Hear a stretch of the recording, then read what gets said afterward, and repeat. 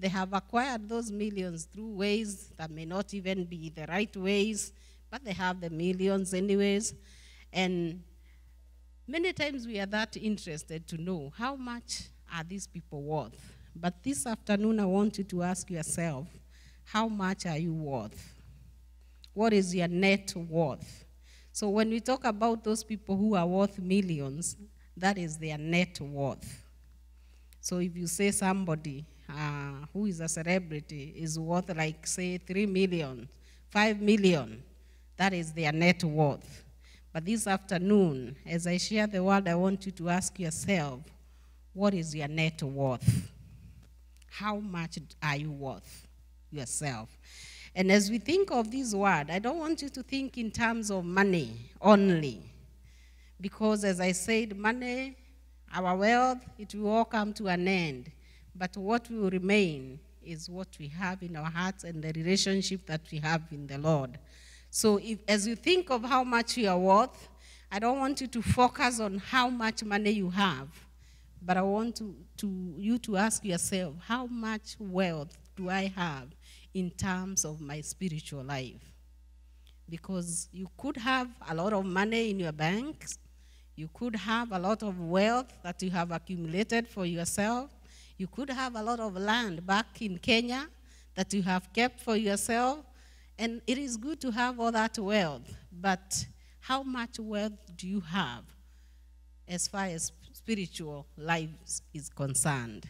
So that is what your focus should be as we listen to the word of the Lord this afternoon. And so when we talk of somebody's net worth, it is the most vital financial status of somebody, just as we have said. So when I ask you how much is somebody like, what is his name? The guy who has brand clothes and what? Calvin Klein, how much is he worth? What is his net worth? As you think of that, you are thinking about the financial status of that person. And so the net worth of somebody is the most vital financial status that that person has.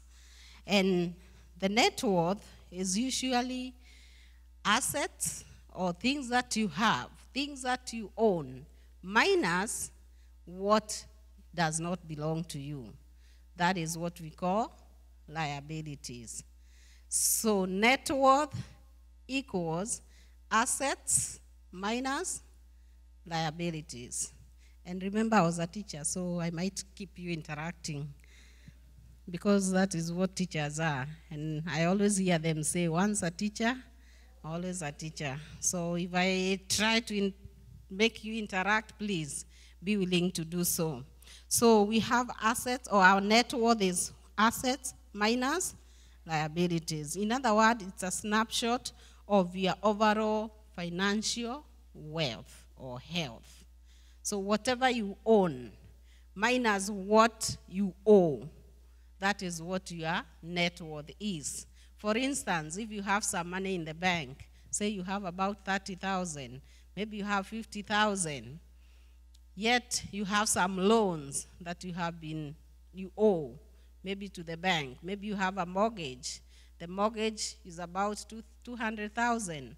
But you owe, in that mortgage, you owe about 100,000.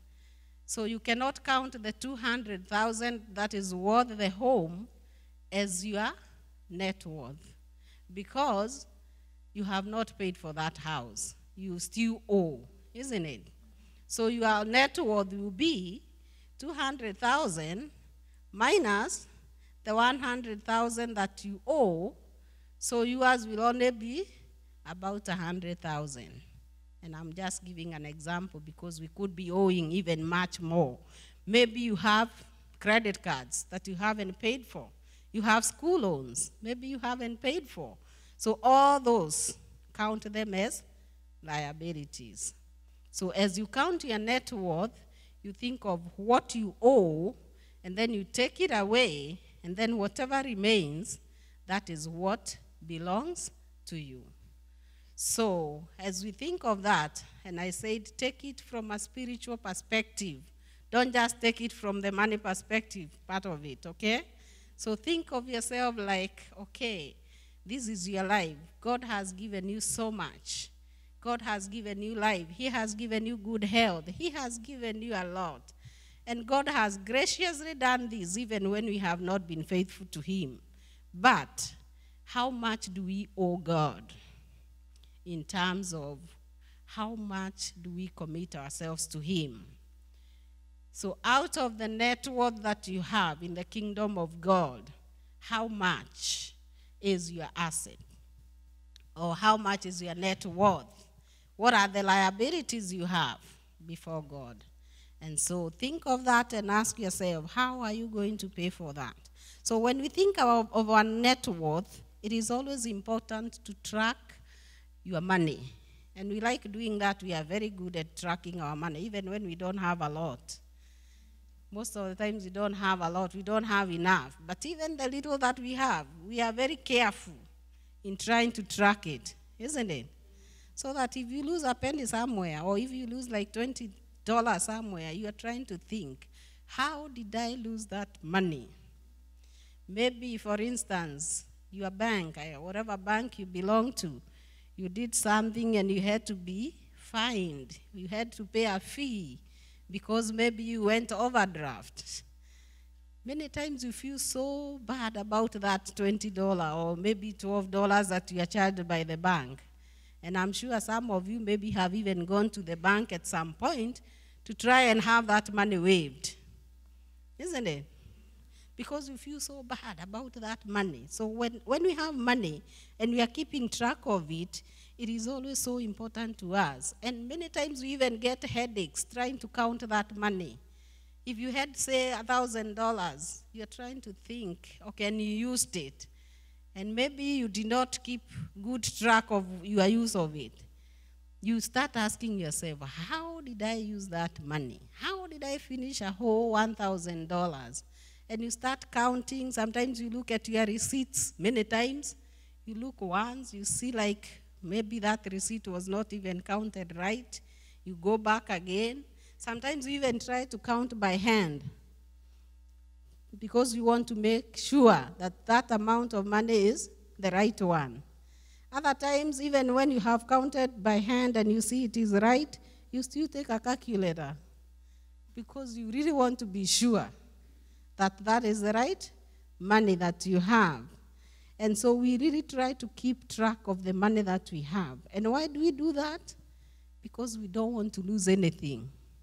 You feel that I have worked so hard for this money, especially when we are here in the United States. Maybe you have not slept for a whole day or maybe 2 days. And so you want to make sure that your hard work, your hard labor is paid for and you are not losing anything. So we make sure that we keep track of our money and we do it so well so that we don't lose anything. And when we are out of jobs or businesses, we really get troubled and stressed out because we are like, now, how am I going to make ends meet? How am I going to make money? Maybe you had not even saved. Supposing maybe you lose a job, you are not expecting it. You just go to work and you find, oh, my job is not there anymore. Unafika na unakuta your supervisor, he says, oh, you